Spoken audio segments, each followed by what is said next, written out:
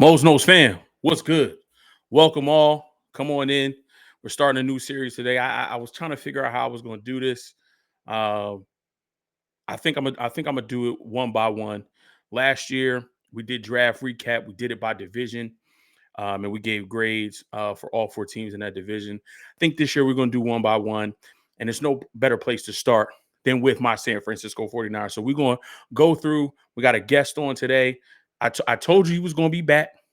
He's back today. You will see him in a second. We're going to go through. We're going to recap this draft, what we like, what we didn't like, talk about it, give our thoughts, give our reaction. Before we do that, we're going to jump into a quick little ultimate highlight of the 2022 draft class for the San Francisco 49ers, and we'll jump right in into covering this draft. See you in a second. The 61st pick in the 2022 NFL Draft, the San Francisco 49ers select Drake Jackson, Tyrion Davis Price, Danny Gray, offensive tackle Spencer Burford, Samuel Womack, Kalia Davis out of UCF, Tariq Castro Fields, Brock Purdy, White House. Hey, Trent. Good night, Prada. White House. Hey, Trent. Good night, Prada. White House. Hey, Trent. Good night, Prada.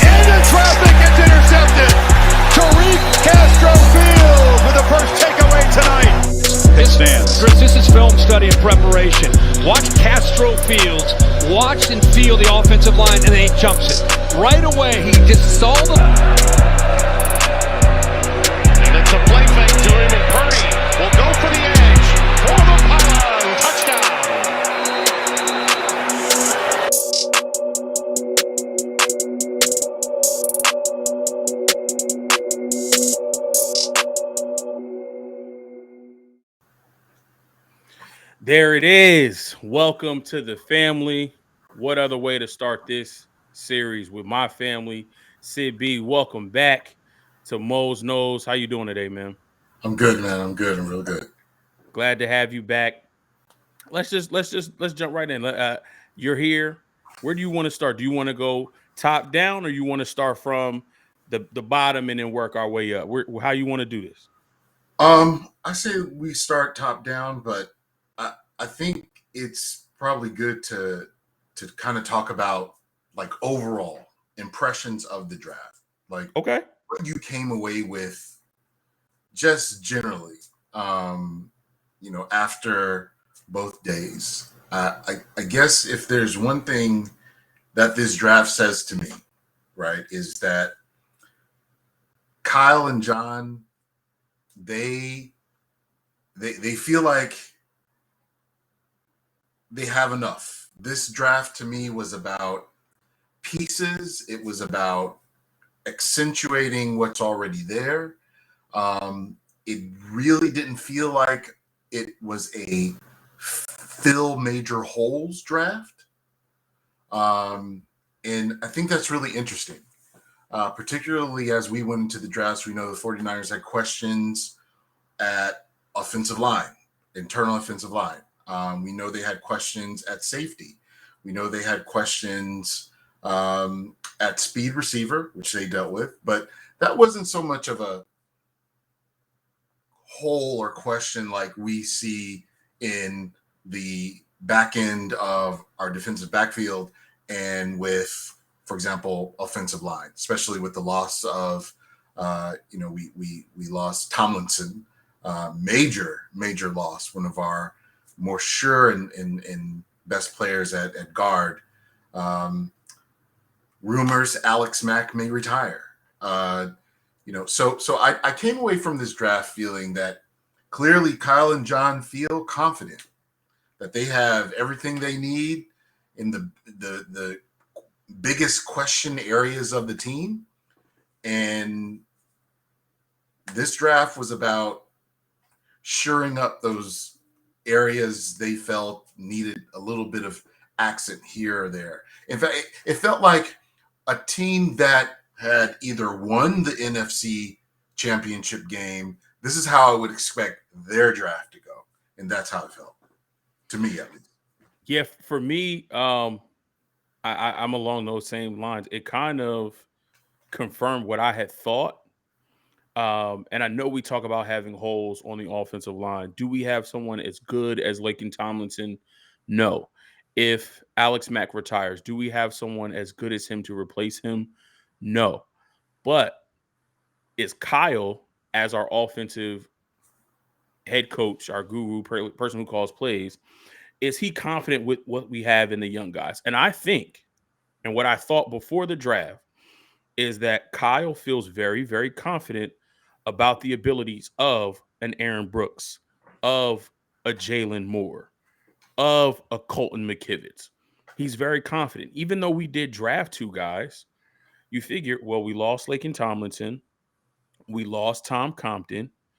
We may lose Alex Mack. But even with losing Laken and Tom Compton, that means those are depth pieces that we have to fill, not starters. Right. And I feel like with the playing time that those guys got last year and their development and their progression, I feel like Kyle is very confident in what those guys can do. And this draft speaks to that. I'm going to throw one more thing at you. Go ahead. One more thing, and then we can talk about the picks. This draft also says to me, Kyle thinks Jimmy is what limited this team. Mm-hmm. Because if you think about it, right, what the 49ers have done, if you look at the offseason leading into 2019, the offseason leading into this year, and even a little bit the offseason leading into 2020, it was all about protecting Jimmy. Let's bring in Tomlinson. Let's bring in Mack. Let's bring in Weston Richburg. Let's bring in people who can give this guy more time.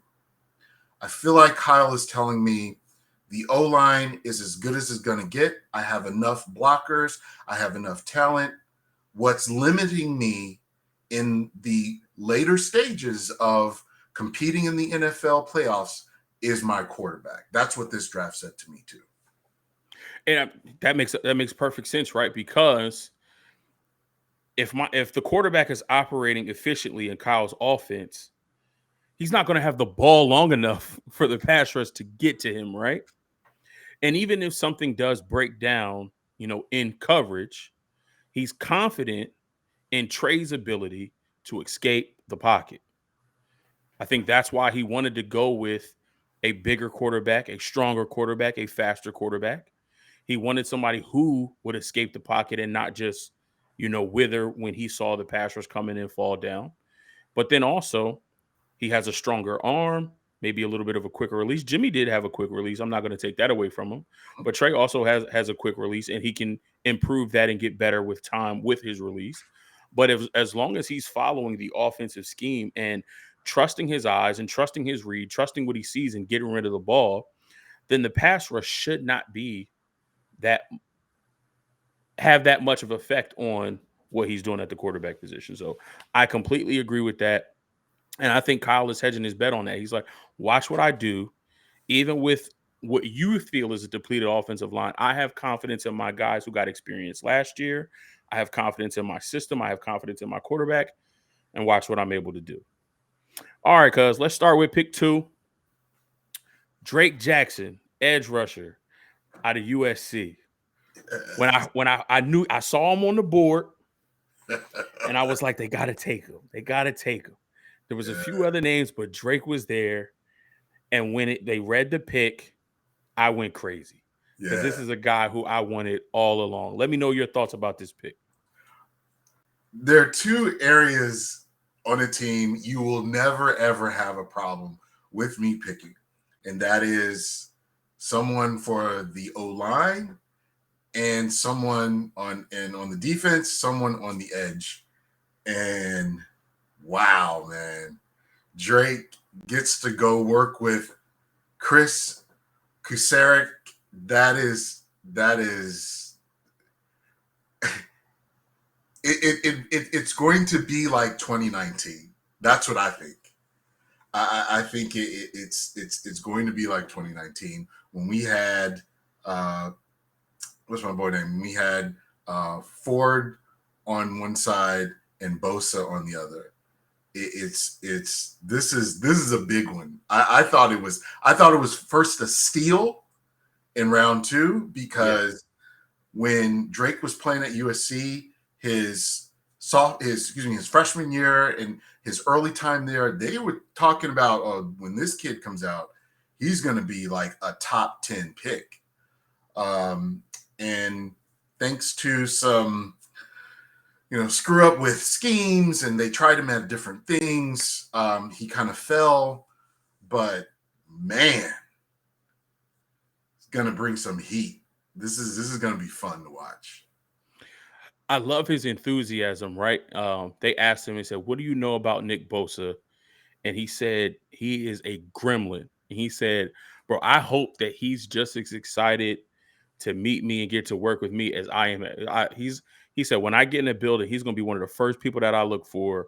I'm going to shake his hand and immediately I'm going to start picking his brain because he said he is a gremlin. So he's already coming in hungry. He may have a chip on his shoulder that he did fall to 61 because they were talking about him being a potential first-round pick. Like you said, his freshman year, he was looked at as a potential top 10, maybe even a top 5, number 1 overall pick. He just had that much skill. So for us to get him at this point, I think this is finally the moving on from D Ford. I think at this point, we're just waiting till I think, post June 1 designation so that we can cut him. I mean, we still owe him a little bit of money, but at that point, pay him whatever $4 or $5 million it is for the next 2 years, whatever. Take it, go about your business. We appreciate you for what you did, but it's time to move on now. So I think we get a young, hungry pass rusher who makes this defense that much more dynamic. And I know people say, oh, we needed safety. We needed to fill holes at the back end, or we could have got a more top flight corner to come in. Pass rush helps coverage. Absolutely. When a quarterback is under duress and he cannot sit in the pocket and pick your defense apart, that is going to help your pass rush. Do we forget the Jim Harbaugh era? Do we forget when Aldon Smith and Justin Smith and Ray McDonald and Ahmad Brooks were getting after the quarterback? Yep. We made Carlos Rogers a household name. We made Deshaun Golson a household name. We made Terrell Brown and Tremaine Brock household names. People started to know and see who these guys were, that defense and that pass rush of that front seven completely turned around a defense who years prior couldn't buy an interception. And now we're leading the league in turnovers and interceptions, all because of pass rush. When a quarterback is under duress, when you hit him a couple times and he gets flustered, he makes bad decisions. He tries to force the ball, and that allows guys to get interceptions. So I think we have a solid defense. We know Jimmy Ward is back there. We'll talk about corner in a minute, but we got Travarius Ward. We still got Manny Mosley. We have the pieces in the secondary. Now, if we can shore up that pass rush and allow our linebackers to fly free, that's only going to help the defense. So like you said earlier, as John mentioned, just making a strength stronger. And to make it stronger with that type of player, woo, I'm excited. I don't care what number he wears. I don't care if he wears 98. I don't care, because Kinlaw has 99. So I don't care if he goes to single digit, we're number 9. If he go 55, 98, 95, I don't care what he wears. I just want to see him on the field next to Nick Bosa. And we know he's going to see a lot of one-on-ones. Yeah. Because Nick demands double and triple teams every single game, and that's not going to change. No. So if he can come in under that tutelage of Chris Kosaric, under that tutelage of Nick Bosa, just learning the game and soaking all that up, and can become a top flight number 2 pass rusher on this team, not only will he be able to produce and produce big, but then that might change the way teams see Nick Bosa. And they say, okay, we can't double both of them. So on each down, we're going to have to pick and choose. And then when that becomes part of the guessing game, when your center or your quarterback who's making the line calls has to figure out which side you're going to double on which play, because you can't just say we're doubling to wherever Nick Bosa is all game. You can't do that if Drake Jackson fulfills his potential. Yeah. So now there's going to be confusion on that. So somebody's going to mess up a blocking call on an offensive line scheme, and somebody's going to come free, and somebody's quarterback is going to get hurt. I can't wait to see it. I'm excited about it. This is definitely an A pick. Great. Absolutely. A+. Absolutely. This is a great pick. Yes. Absolutely. All right, we're going to round 3. Pick 29, number 93 overall. Ty Davis Price, running back out of LSU. Now, I feel like this caught a lot of people off guard. Yeah. Even me. I was on a live draft show, and they said Ty Davis Price, running back. I said, what? Yeah. I said, huh? But I had some time to think about it. But I'm gonna let you go first. Let me know what your thoughts were when we made the pick, and what your thoughts are now, if they've changed. A little, but not a lot, and I'll share why. First and foremost, okay, let me frame this way. Like, the draft is always about value, right? Yeah. Getting the best player available, the best talent available at that slot. Hopefully it's in an area of somewhat need, but I think the worst thing you can do in any draft is reach for a player, because when you reach for a player, you're going to be shoehorning him into a position with a group of starters. So he'll already be challenged to get room in the rotation, to dress during game days. It's just hard, versus when someone is talented, their talent is going to show, right? In the film room, on the field, on the practice field.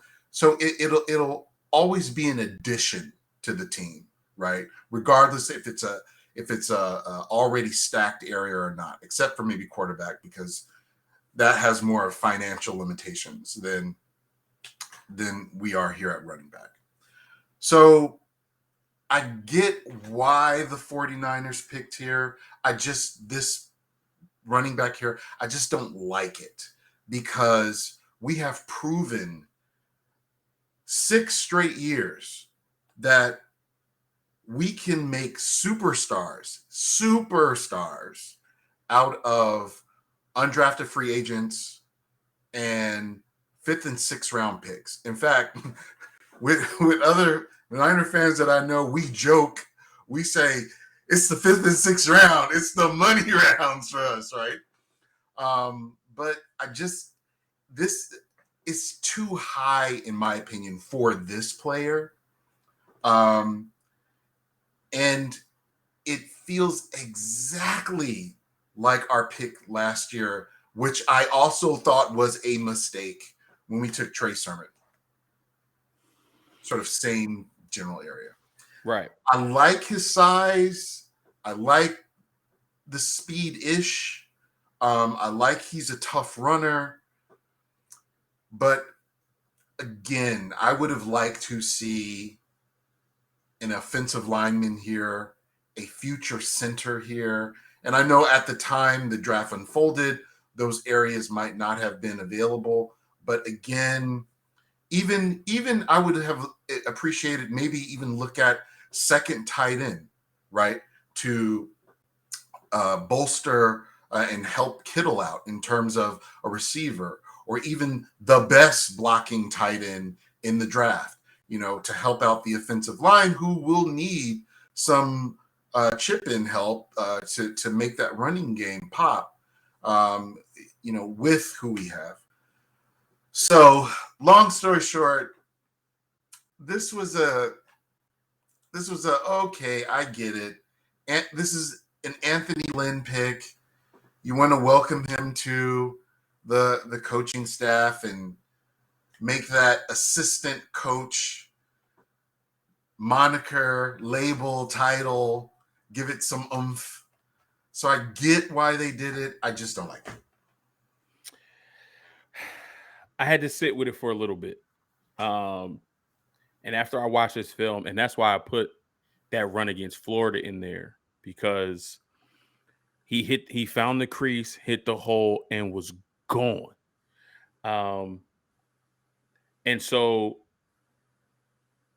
if I'm looking at how the draft unfolded, first of all, I was tight because the Chargers, who don't need a safety, took my guy from Baylor, JT Woods, at 79, and I was tight.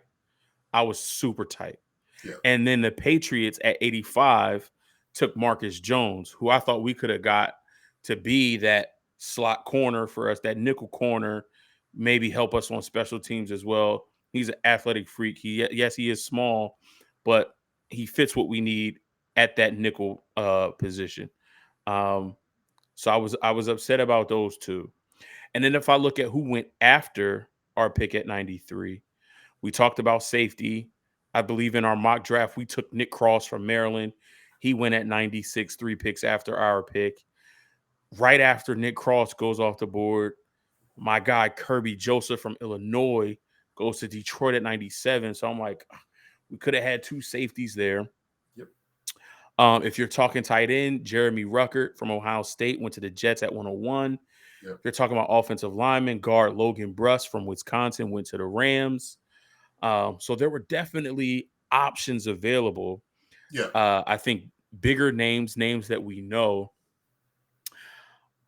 But then I thought about last year, and I thought about how at one point or another, every one of our running backs was unavailable. True.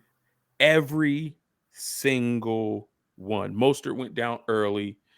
Mitchell went down. Sermon went down. Jeff Wilson Jr., he went down preseason, came back, and then he was up and down. Yep. JaMychal Hasty can't stay healthy. And I think a lot of that points to why Deebo Samuel had to be used in a wide back role, because we just didn't have the guys available. Now, does that mean that Ty Davis Price is the ultimate warrior and will never get injured? Absolutely not. But I think you have to keep tapping that well, so to speak, to find guys who are going to remain available. Now, we have 5 guys, and probably one is going to be the odd man out. I don't know who that will be. I don't think it'll be Mitchell or Sermon. And I think being the 3rd round pick, it won't be Ty Davis Price. So it's probably going to be between Jeff Wilson Jr. and JaMychal Hasty. I think the can battle is going to come down to those two and who makes the most of their opportunity to stay on this team. Do you want to keep the bigger back in Jeff Wilson Jr. because of this different style of offense that you're going to be running, or do you still want to have kind of that dual threat run, catch out of the backfield, running back in JaMychal Hasty? But I do think, although like I agree, we do make the best out of any running back anywhere, and that's just the pedigree of being a Shanahan and being in the Shanahan offense. I would like to see what our offense looks like with one of the better rated running backs. So I do want to see what a healthy Trey Sermon can do. I do want to see what a Ty Davis Price can do, because I feel like if Ty Davis Price was in the same offense that had Joe Burrow, Jamar Chase, and Justin Jefferson, I don't think he would have slid to the third round. I think he would have been a high draft pick like Clyde Edwards-Helaire, because that offense was just so prolific. And he did some amazing things without having that many wide receivers, without having stability at the quarterback position or the offensive line. So I definitely want to see what he does in Kyle's offense, what he does under the tutelage of an Anthony Lynn. So that got me excited. Yeah, I mean, I like I said, I understand. I definitely understand why they did it. But I have to, I love the 49ers front office. I think for the most part, they generally weren't run well, but sort of kind of how last year played out. And something we've been talking about for a while. We'll just talk about this running back piece, and we can hit on to the next few picks. Is that you're correct in that Kyle needs for his offense a big back who one cut and run or can get to the edge quickly. And once they get past that, initial hit, can keep running and then turn on the jets. Or they're elusive, have vision like Mostert was, and can, hit the home run. A lot of the film that I see from Ty Davis Price, his line blocked pretty well for him. And I don't know if he's going to run into the same thing here. And that's how Trey Sermon got hurt. Mitchell started to wear down. What was happening is at the offensive line, right? Because those guys didn't have Mostert speed to get out to the edge quickly or hit the zone quickly, they started taking hits. And I'm just curious to see how we're going to manage that. That these guys, they're not quite as fast as Mostert or as fast as what's my boy who ultimately went to the Falcons, whose name I can't recall, who is Jeff Breida. Matt Breida. Matt Breida. Faster than Mostert, had a faster 40 time than Mostert. I think it's about hits and getting these guys to avoid those. I'm curious to see how differently they're going to be coached under Lynn versus Bobby Turner. So I'm warming. I'm slowly. You got me slowly warming up to the pick. All right, round 3, pick 105, wide receiver Danny Gray out of SMU. Now I can't remember. Did we take Danny Gray? We did.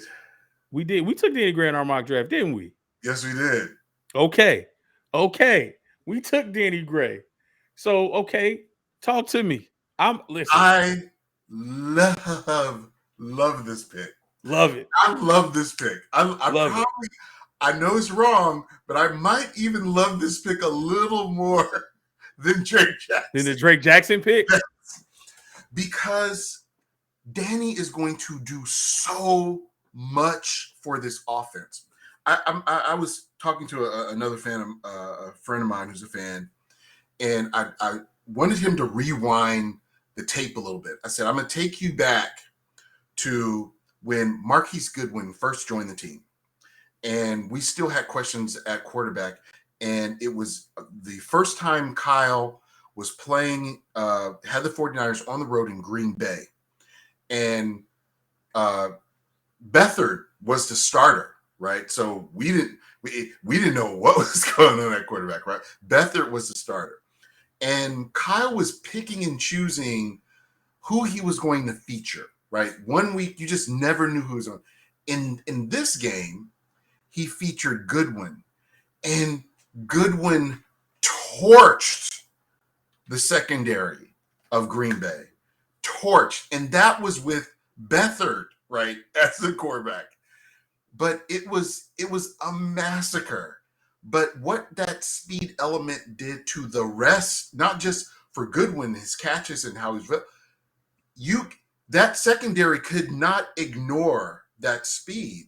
So it just opened up the world for Kittle, for everybody else to run routes underneath and hit. And then when they would switch their focus, boom, Marquise Goodwin, again, another deep pass or another short screen that he just blew off the line and took it huge chunks of yards. I love what Danny Gray brings. And when he really starts to learn how to run those receiver trees, look out between him, Ayuk, and Debo. That is going to, I'm just saying, get ready. Get ready for that. I like Jawan Jennings, but I could definitely see Danny Gray pushing him down the depth chart. Absolutely. Like you said, once he starts learning that route tree, what I like about him when I watch the film on him, he's a dog. I'm sick of these. And Ayuk is a different case, but I kind of want him to be like, and maybe that's not his game, and that's okay. But for me, at that particular position, I like dogs. I like them dudes that's gonna talk it, that's got that swag, that's in your face. Yo, you can't cover me. I don't know why you out here. You're slow. I'm gonna burn you. And if you line up on me again, I'm gonna burn you again. Like the confidence oozes off of him. And again, I take a lot out of like nonverbal cues, and things of that nature. When he got drafted, he was overcome with emotion. And they showed the picture of him, his family's cheering, his mom, his sisters, they're hugging him. And he's looking at the screen with the tears pouring down his face like this. Yep. Focus, man. He's crying. He's emotional. He's happy, but he's like this.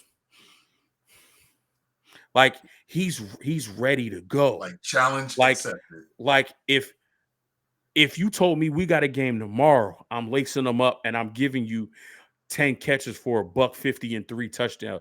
I love that mentality from him. And in this offense, again, it may be a little bit difficult because we heard from Debo, we heard from Ayuk, picking up Kyle's offense may be a challenge. I think if Debo and Ayuk, though, take him under his wing, I think Trey Lance will take him under his wing as well and say, listen, this is what you need to know. But in the beginning, when you get the ball in your hands, make it happen. Do what you do. Be who you are, and everything else will work itself out. I'm excited about that one. I'm excited about it because his 4.3 40, it translates to on the field speed. He plays that fast. He plays that fast. And we've been talking about that a lot. There are people who test fast but don't play fast. There are people who test slow but play faster than what they tested. No. His test speed and his play speed are a match. Yep. So I'm excited to see him on the field. All right, 4th round. Spencer Burford, pick 139 out of MTSA. Now, he played tackle in college. They have him listed as a guard. So I think he does have guard tackle flexibility. Give me your thoughts on Spence. Really young dude. He's still growing. I think the reason why he slid, so let's first look at where he was playing. UTSA, I believe, in San Antonio, place I used to live. They are starting to build a program there. That offense was really, really good.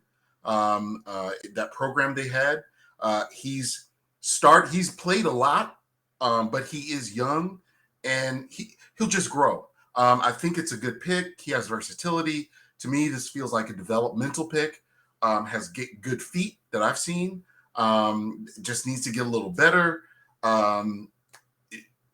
Really good specimen in terms of physicality. I think this is a good pick. I like it. It'll bring additional just competition to that offensive line room. What this might say about other players, I don't know. It might be pushing school a bit, because we like what we've seen from Jalen Moore a lot. Haven't really seen what's his name from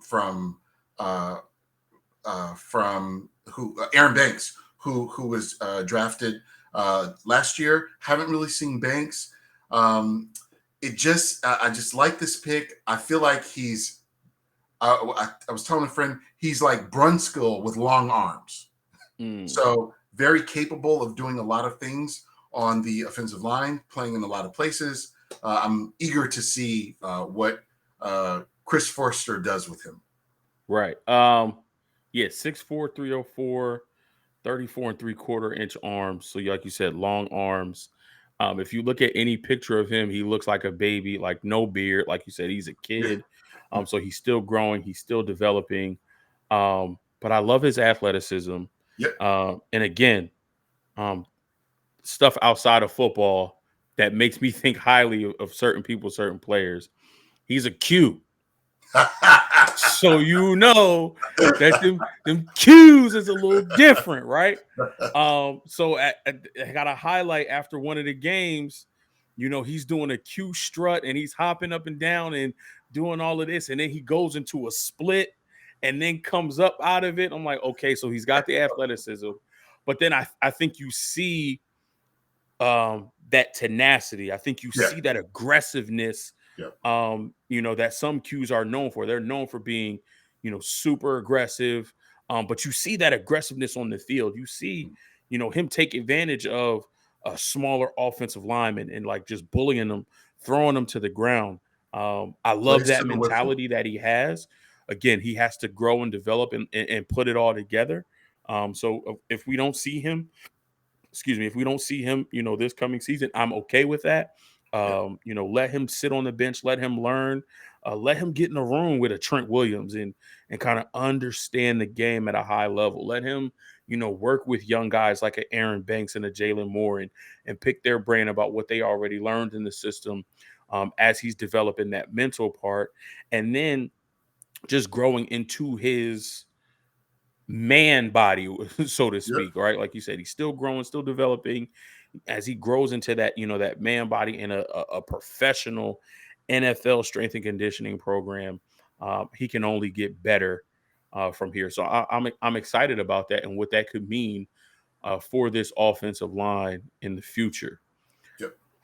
Pick 5, round 5, pick number 5. We are at 172. Yep. And this was another name that, I'll be honest, I've scouted a lot of players for my mock drafts and for the channel. It's a name I haven't heard of. Yeah. Samuel Womack, cornerback out of Toledo. This was also a head scratcher for me. I know we needed to take care of that nickel corner and bring somebody in. Like I said, I wanted Marcus Jones. Unfortunately, he was off the board. Before our third round pick came up on the clock. But let me know what you feel about Sam Womack out of Toledo. I don't like this pick. I wish I did. And for a number of reasons. So if you play nickel in this scheme, you have to tackle. And that's the one thing K'Wan Williams excelled at, right? Yeah. Watch 49er film on defense. When we talk about stopping the run, it is your nickel cornerback who's part of a lot of those tackles in stopping that run. And what I've seen from this particular player, it's undersized and not a very good tackler. He's quick. He's quick. His change of direction is good, but and I know we're thinking, okay, we need someone who's going to cover those slot receivers, that what K1 did, but K1's first responsibility was tackle, bring the dude down, no yak. Because we play the Rams, obviously our biggest competition runs the same outside zone scheme. So that means you have to tackle. And it's just not that K1 was that much bigger, but K1 was tough. Yeah, I was gonna say it. If you look at them, their body types are completely different. Yeah. I mean, if if I'm pulling it up, K1 is listed at 5'9", 185. Yeah. Sam is listed as 5'9", 189. So I mean, he's 4 pounds heavier, but I don't think that's going to make much of a difference. But if you look at their frames and you look at their body type, K1 just looks bigger. He looks like a stockier 5'9", 185. And he played with that stockier mentality. He wasn't afraid to, get his helmet in there and bring somebody down. He wasn't afraid to blitz off the edge and really hit a quarterback. So while we are in a division that is pass happy, he's going to have to cover guys like Cooper Kupp, Rondell Moore, Tyler Lockett. And by cover, we mean tackle. Yeah, because they're going to catch the ball. They're going to catch the ball. Yep. So I was a little confused by this pick, especially being a 5th round pick from a small school in Toledo, where he doesn't face the best competition. I'm not going to kill it too hard, but this is one of the more he's going to have to show and prove it. Like I'm going to have to see it. I'm going to have to see it in camp. I'm going to have to see it in the preseason, in some real games, because if we have Charvarius Ward and Manny Mosley on the outside, being a smaller corner, he's going to have to prove to me that he can beat out a Jason Verrett if we move Jason Verrett inside, or a Diamador Lenore, or Ambry Thomas. Like, he's got to prove to me that he's got to be better than those 3 guys for me to put him out there in those nickel packages. So and Thomas was pretty good last year. Yeah. So and Ambry started slow, but he really, really came on. And one thing we also found out, Ambry's not afraid to tackle either. No. So maybe this is just a depth pick. Maybe it's just to make sure that we have enough corners on the roster, because that is one area where we struggled last year. We don't want to go through another season of Dre Kirkpatrick and Josh Norman and any of the other old veterans that we brought in who were absolutely no good. Yeah, and FYI, Verrett signed today. Yes, he did. Yeah, so I think the cornerback room going into this season is much, much stronger. But we're going to have to see what Sam Womack can do. I definitely want to see it more on the field. Round 6, pick 187. We got Nick Zakelj, offensive tackle from Fordham. 49ers probably saw most of him at the Senior Bowl. Yep. I thought it was interesting. Grant Cohn said that John Lynch didn't even know how to pronounce his name. So he said, why are you drafting someone and you don't know how to pronounce his name? So we got Nick Zakelj, offensive tackle out of Fordham. Let me know your thoughts. I like the pick. Okay. I like the pick because offensive lineman, I told you you'll never go wrong with me with OL talent or edge talent. But I like what the film that I've seen of him. I like the way he plays with a nastiness, what you want from your offensive line. You know who he reminds me of a little bit in terms of attitude? Jeremy Newberry. And I know that may be a throwback name. That is a throwback name. Niner fans, but Jeremy played guard and then he played center. But dude was nasty. You did not want to. You were having a bad day if Jeremy was opposite you on the offensive line. So I like the way Nick plays. Just nasty player, but also has a lot of physicality, as you mentioned. Very similar, like a slightly bigger and older Spencer Buford. It's like the 49ers are going after a particular type of lineman. They have, their profile for those players. Chris Forster likes guys who are athletic, obviously because of the zone run, but he also likes his guys to have a chip. And Nick definitely has that. Yeah, for me, you have to. You have to. And even me at this point, like I'm a defensive lineman, but I still play flag football. And because I'm one of the bigger guys, they got me on the offensive line. But like for me, like I play with that chip. I play like I'm getting disrespected every single time because it's flag football, it's 7-on-7, and I'm already mad because the defensive lineman in me wants to be a pass rusher. But they got the smaller, faster dude, the skinny, faster dudes who think they can get to the quarterback quickly, right?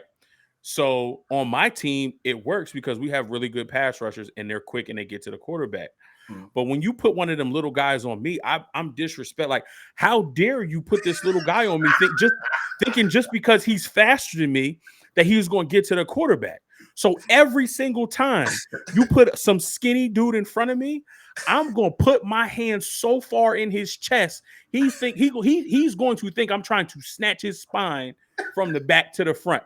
Don't put no little dude in front of me and think I'm not going to throw him 15 yards the opposite direction. Don't disrespect me like that. You turned into Trent Williams. Nope. Nope. I turned into Trent Williams quickly. Quickly. So like you have to have, especially in this league, you have to have that. There has to be some level of nastiness. And I think you're right. I do think Justin School is getting pushed out. Yeah, man. Because I just don't see it in him. And if you look at the linemen that we have, Trent Williams has it. Yeah. If you look at who we've drafted Colton McKivitz because that was the moniker on him, that he had nastiness in him. Yep. Jalen Moore, Aaron Banks. We look at Nick Zakel. We look at Spencer Burford. Yep.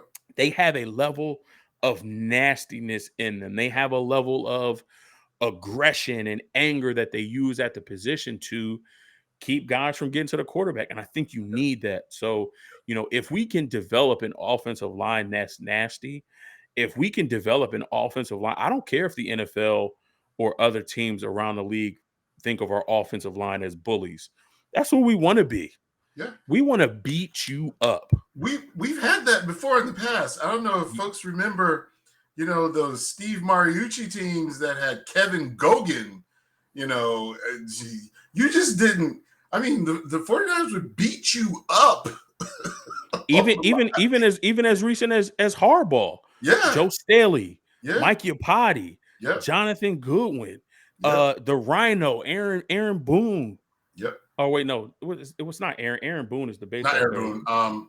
I know you're talking about Alex Boone. Alex Boone. Yep. And then Anthony Davis. Anthony Davis. Yep. So like that was an offensive line that was looked at as a bunch of bullies. Yep. Like you did not want to face us. Frank Gore was able to run all over people because that offensive line was a bunch of bullies. So if we can get back to that bully ball on that offensive line, that's great. And if Nick Zakel can help us do that, even greater. I think, if anything, like you said, offensive line is one of those positions where you can find a guy in the 5th, 6th, 7th round, and they become 15, 20-year starters just because that's such a unique position to play on that offensive line. And don't put no skinny dudes in front of me no more. I'm sick of all of y'all. All right. We had 2 more picks in round 6, back-to-back picks, 220 and 221. Yep. The first of which was Kalia Davis, defensive tackle out of UCF, listed at 6'2" and about 200 and Oh, they have him at 6'1", 302. Yep. Last time I thought he was about anywhere between like 290, 295, 302, 290 and 300, let's say. Apparently he was a former running back slash linebacker who then dropped down to the defensive line. Yep. So he definitely has a lot of athleticism. I believe last year he missed the final 8 games because he had a torn ACL. Torn ACL, which is why so, he fell. So a lot of and then the previous year he was a COVID right. He sat out because of COVID. Because of COVID. Yep. So a lot of people thought, taking him here in the 6th round, torn ACL, shades of Trent Baalke. A lot. When healthy, you know who he reminds me of? Who? DJ Jones. Really? When you see the film, when he's healthy from that defensive tackle, that nose position, really fast first step. Boom. Yeah. He's in the back. Explosive. That if he can come back to anywhere near what he was before he got injured, because they said, I heard a lot of analysts say before his ACL injury, he was on track to really climb. They thought he was going to be a late day 2 pick potentially. It'll be interesting to see how he comes back. And this is where you take a gamble on a player like this. You take him 6th round, right? You take him there. So interesting pick. This is a wait and see. But if this pans out, we got that rotation again in the internal defensive line where you have Jones coming off the bench, you have Armstead there, you have now it just so much talent in that defensive line if this pans out. Yeah, and I think we've gotten really lucky at that interior spot. We definitely need to see what Kinlaw is able to do. Yeah. Depending on his health and what he does, Maurice Hurst may not be here past this season. Yeah. And then, who knows the status of guys like, Kevin Givens, who we found as either late round or undrafted free agent. And he's come in and I like Givens, played well. That's one of my dogs. Yeah, I like Kevin Givens. Even a guy like Darian Daniels, a guy who's come in and played well for us. So, we may not see how this pans out until next offseason. But like you said, the ability is there. And maybe having him sit for a year, just soaking up the information of this scheme and just getting his body right, and he comes back next year. So interested to see what he's going to do. Like you said, you can never go wrong building in the trenches. I'm not going to go be upset about, drafting a fellow defensive tackle. So, his speed, his athleticism, and like you said, that first step explosiveness is only going to be a benefit to a Nick Bosa and a Drake Jackson on that edge when you have to worry. You're worried about, fanning that protection out to get to those edges. And then you got this guy blowing off the line and right in your quarterback's face. So check out this dude's film. It's like, it's scary. It's like looking at DJ. It's scary. Okay. Yep. I like that. All right, back-to-back pick. So at 221, turn the card in immediately. We take corner Tariq Castro Fields from Penn State. So I'm going to make a prediction. I rarely predict about a drafted player. Okay. I've done it already for Danny Gray. This to me is the hidden diamond in the rough of the draft. This kid, man, the only reason why he fell this far is because of consistency. Consistency can be coached. Yes. All pro flashes, instinct, and speed cannot. I'm telling you, this one day he's going to replace Emmanuel Mosley. I'm just going to say that. Listen, I hope you're right. 6'1", 197, ran a 4.38. I hope this year he replaces Dante Johnson. I'm tired of Dante Johnson on this team. I'm tired of Dante. Dante has his uses. He's excellent on special teams.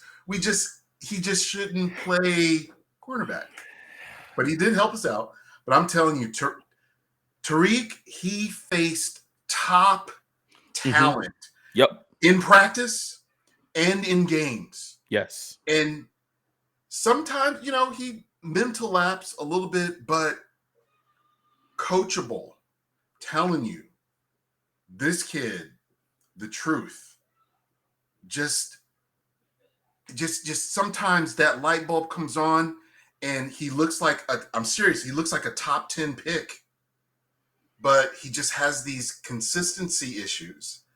But that's okay. That can be coached. Yeah, I mean, as you talented saw in the as clip. Almost as talented as any cornerback in this draft. I'm just going to say that. Absolutely. You saw in the clip against Michigan where he read the screen perfectly and jumped it for the interception. Yeah. So like you said, when you talk about talent and you talk about all-pro potential and what he's able to do when the light bulb comes on, what he's able to do when he's locked in and he's focused, that's not coachable.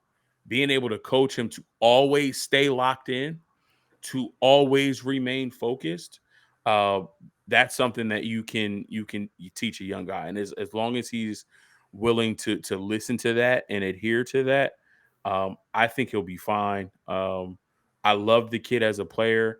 Being from the East Coast like we are, watching Penn State games often, I see what he's able to do on the field. Like you said, he went up against top talent, in his conference every day in practice. I mean, he had to guard Jahan Dotson every day. Every day in practice, right? Every day. So him coming here and having to guard Debo and Ayuk and now Danny Gray, he won't shy away from the challenge because he's used to it. And that can only make him a much better player. So I'm also excited for him. I think more than I am for Sam Womack, just because he can eventually be that starting outside corner next to Charvarius Ward. And if Ward doesn't pan out, then it'll be Tariq Castro-Fields, and we're finding somebody to go opposite him. So last pick number 262, Mr. Irrelevant. We actually went quarterback. Yes. The young Brock Purdy from Iowa State. Yes. Please tell me this means that Jimmy's gone. I like Brock. He's a better version of Nick Mullins. Okay.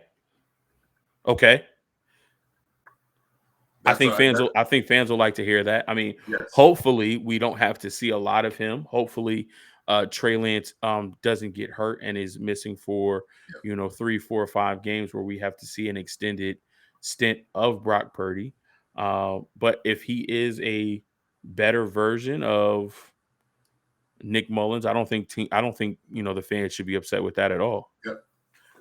More mobile than Nick was ever.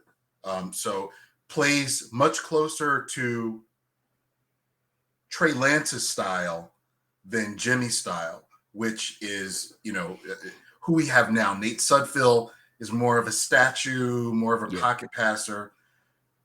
Brock plays a lot closer to who we will be starting. So I like this pick to close it out. It's solid. It'll be a good camp arm to have, and it to me it just makes the room better. It really does. It makes that QB room better. So it'll be interesting to see how this draft contributes to the Niners as they go into the 2022 season. Yeah, because every year so far we've seen the rookie class have to step up and contribute in some way. And we got some really, really good pieces out of it. If you look at what George Kittle has turned into, what third rounder Fred Warner has turned into, what a Dre Greenlaw has turned into. Sure. We've had to have these young guys step in early and contribute, and I think we've seen some solid development. So, it's all about who will have their opportunities this year, who will make the most of their opportunities. So yeah, we're excited for Drake Jackson. Definitely excited for Danny Grandis offense. I'm excited for Davis Price. Love the depth of Burford and Zakel. Probably won't see Kalia Davis until next year, but we got to keep him in the forefront of our minds because he could be a part of a solid defensive line rotation. Castro Fields could be the future at corner, and that would be a draft steal in the 6th round. And then Brock Purdy rounds us out, helps that QB room. I agree. I think at some point he'll eventually supplant Nate Sudfeld and be that backup for Trey Lance because there won't be too much of a drop off or transition in the event that Trey Lance is hurt and can't play. So what would be your overall grade for our Niners with this draft? I'd say my overall grade would be a B minus. It's good, solid, definitely better than an average draft because of the value they got from Drake Jackson and what I think is a perfect system fit with Danny Gray. And I think those lift this current team. Those two players have the potential to lift our team into that when we're in the deep playoff run, who makes that X factor play, that one player that no one expects to make that play. Both of these players can potentially come off the bench and really change the outcome of the game. And I like those two. Still have I'll need to see the running back rotation to see how Ty Davis Price fits in, to see how he's going to compete against Trey Sermon. And then later on in the draft, I feel very strongly about Tariq. I really am interested to see how he pops out on the field, the practice field, when training camp starts. And other things can be said, with what the 49ers have done with their undrafted players who they've signed. Very strong again. I believe they did get a center who was Donovan West from Arizona State. Right. And I think he was the 6th rated center in all of the draft. So we'll see how that pans out and see, what contributions will come there. I do like the selection of Quantrez Knight from UCLA. That'll be interesting. Keep a pin in that. Keep watching that. Let's see how that pans out. In my opinion, Knight has a bit more talent than what we took in the 5th round with Womack, but we'll see. We will see. Will be really interesting. For this draft, I'm gonna go B plus. Okay. Drake Jackson has been my guy since the That's beginning. your guy. He's been my guy since the beginning. I love that we got him. Danny Gray, the speed, the dog mentality. I love what he'll be able to bring. I actually think Ty Davis Price. I mean, this might be a little far fetched to say. He might push for number 2 snaps. Do you know I think you have to go with Elijah Mitchell just with everything that he did for this team last year and everything that he knows. But I really do think that Ty might be the number 2 bet. He feels. You remember Alfred Morris, right? Yes. In his prime and when he was in Washington. Yes. That's who Ty Davis Price feels like to me.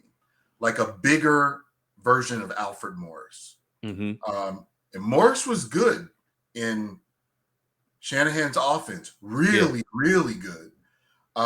So that's why I'm curious. We'll see how it goes. Yeah, we'll see. We'll Yeah, see.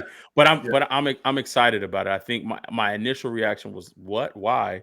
But I am excited about it for this team that wants to run the ball. And if you want to help a young second year quarterback, you do that with what? Defense and a running game. And that was our first two picks. That's first two Defense and a picks. running game. Yes, sir. Um, Burford, I like. Zakel, I like. Again, we're going with a certain philosophy on that offensive line. Kalia Davis, love it. Again, we talked about Castro Fields.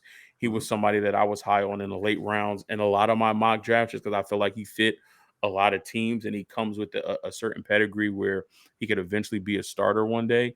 So the fact that we got him, I love it. So I gave us a B plus for this particular draft. You talk about the undrafted free agents. I was on Nothing But Niners with that crew, and Tony was upset that we weren't taking a center.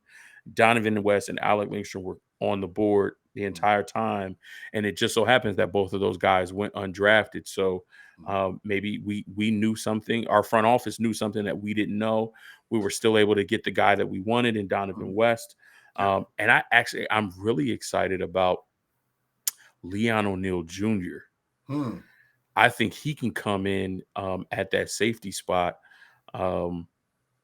tonight on Nitty Gritty Niners. I think we're putting a poll up and it's asking who's going to take that safety spot next to Jimmy Ward. We got Tavarius Moore coming off of Achilles. We've got Talanoa Hufanga, who may not be a starter. We've got George Odom coming over from the Colts, who's probably going to be more special teams. Does Leon have a shot to actually make this team and compete to be that starting strong safety? I think so. And I think that's why we signed him as a UDFA. And we'll bring him in and let him compete. And if he can come in and show that he's able to play that role or even start on special teams and give us valuable snaps as a special teamer to eventually then transition into a prominent role as a safety on this team, I'm interested to see what he's able to bring us as well. So it's just that I know Tart had injury issues, but the dude had range.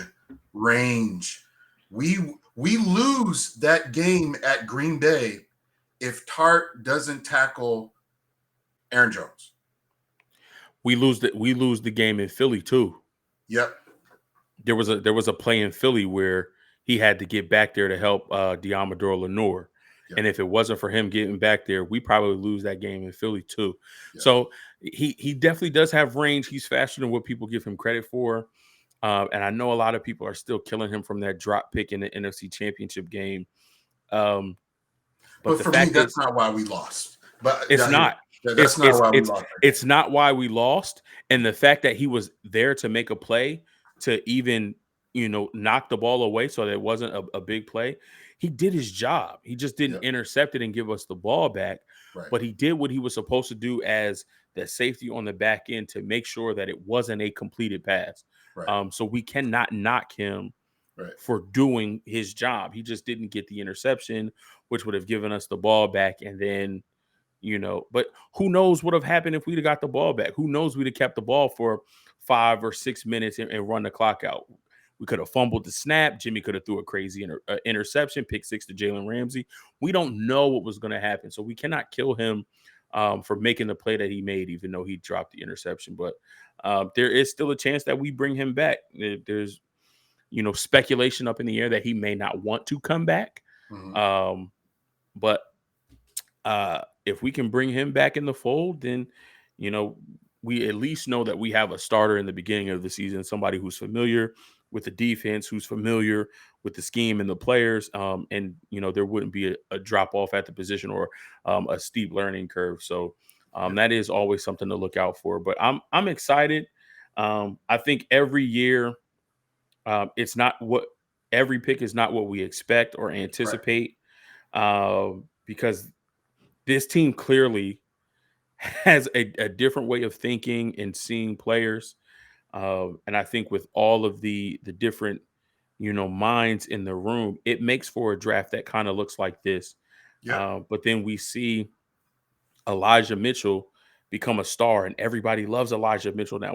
Nobody knew who Elijah Mitchell was last year during the draft. We had no idea who this kid was, and we were all upset because why are you taking another running back, especially a running back that we have no idea who he is, and you just took Trey Sermon in the third round. In the But third round. Yep. now we love Elijah Mitchell, and everybody's going out and getting number 25 jersey. So we have, at some point, we still have to trust this front office and the decisions that they make. And now, really, it is up to the players.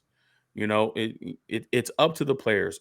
If this front office thinks that they are a scheme fit, that they can come in and pick up the offense or the defense and really be successful, now it's up to the players to actually come in, get that knowledge, and run with it. So I'm happy to see what we got.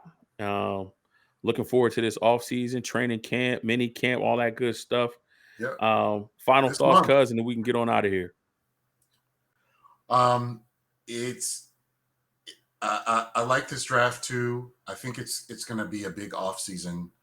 Part of me just trusts in the process.